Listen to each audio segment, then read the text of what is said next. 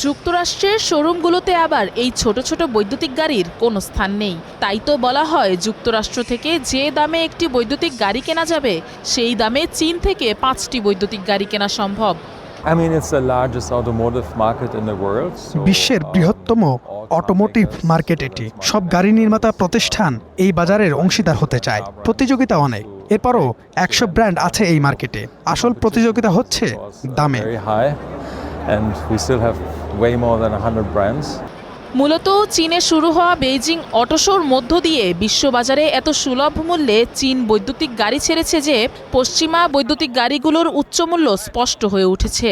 চীনের গিলি EX2 যেই গাড়ির দাম শুরু হয় $10,000 দিয়ে, যেখানে ক্রেতা পাবেন 410 কিলোমিটারের স্পিড, কিন্তু গাড়ির ভেতরে বসলে মোটেও সেই গাড়িকে ছোট মনে হবে না।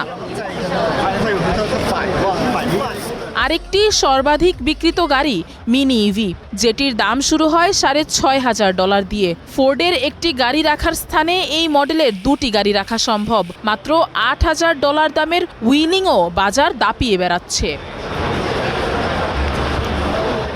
চীনের সবচেয়ে আলোচিত গাড়ি BYDও দেশের অভ্যন্তরে এবং বাইরে বাজার দাপিয়ে বেড়াচ্ছে। $12,000 থেকে শুরু হয় এই ব্র্যান্ডের সর্বাধিক বিক্রিত 3 মডেলের গাড়ি। গেল 12 মাসে এই ব্র্যান্ডের 7 লাখ গাড়ি বিক্রি করেছে বেইজিং। সব গাড়ির ব্র্যান্ডের মধ্যে এখন BYD সবার আকর্ষণের শীর্ষে। দ্বিতীয় প্রজন্মের জন্য তৈরি গাড়িতে চার্জিং স্পিড আর ব্যাটারি রাখা হয়েছে। তবে এই গাড়ির এক চার্জে 1000 কিলোমিটার পর্যন্ত যেতে পারবে। আরেক বৈদ্যুতিক গাড়ি নির্মাতা ব্র্যান্ড সিগালের বিশেষত্ব দ্রুত চার্জ হয়।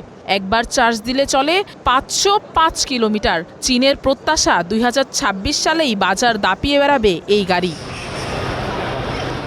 Afroza Lamia, star news.